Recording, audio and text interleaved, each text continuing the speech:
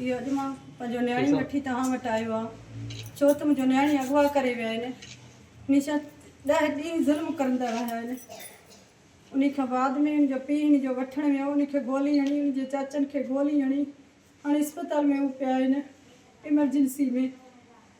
हाणे न्याणी पाण बि ॻाल्हाईंदो आहे।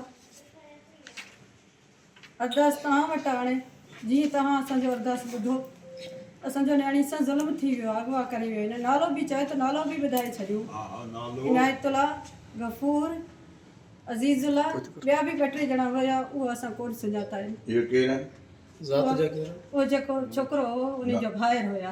ये अगवा जो करे हाँ, हाँ, जात जा केर है होसा बोसा शहदादपुर में मसलो थियो हा शहदादपुर में यो मसलो कने जेको तो 10 ॾींहं पहिरियां अॻियां खणी विया आहिनि। असां सभिनि खे दान ॾिनो त असांजो छोकिरी वापसि ॾियो कंहिं बि असांजो अरदास कोन ॿुधो आहे।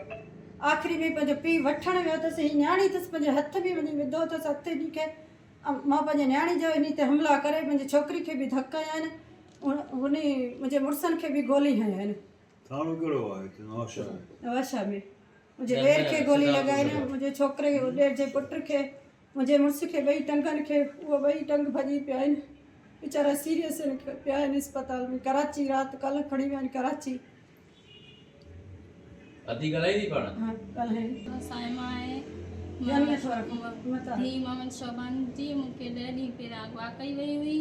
गफ़ूर इनायतुल्ला अज़ीज़ुल्ला ॿियो माण्हू जिन्हनि मूंखे अगवा करे विया ऐं 10 ॾींहं मूंसां ज़ुल्म कंदा ॿिया कुझु माण्हू हुया जिन्हनि मूंसां ज़ुल्म कयो।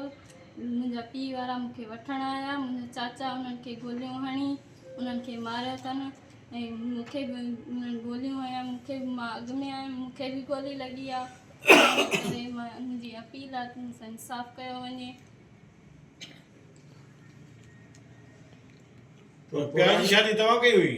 हा त निकाह बि कयो अथसि ज़बरदस्ती सां हीअ न्याणी वेठो पुछा कयोसि इन ते ज़बरदस्ती कयो त तव्हां ॻाल्हायो न त तुंहिंजो भेण नंढी उन खे खणंदासीं वरी बि इहो वेठो पाण।